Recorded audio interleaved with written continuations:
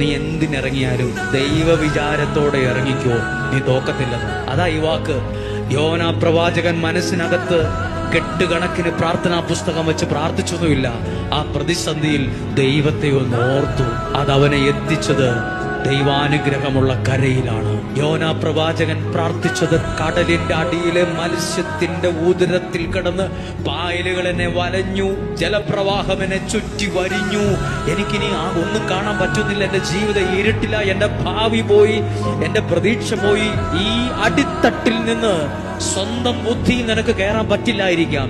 ഈ അടിത്തട്ടിൽ നിന്ന് സ്വന്തം ശക്തി കൊണ്ട് ഒരു സ്റ്റെപ്പ് വെക്കാൻ പറ്റില്ലായിരിക്കാം. ഈ അടിത്തട്ടിൽ കിടന്ന് ഒരു പടി നിനക്ക് മുന്നോട്ട് കയറാൻ പറ്റില്ലായിരിക്കാം.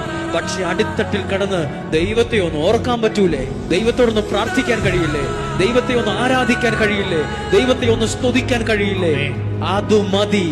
ഏത് അടിത്തട്ടിൽ നിന്നും, ഏത് കോരിരുട്ടിൽ നിന്നും, മത്സ്യത്തിന്റെ ഉദരത്തിൽ നിന്ന് എന്ന പോലെ നിന്നെ പുറത്തു കൊണ്ടുവരാൻ ദൈവം സർവശക്തനാണ്.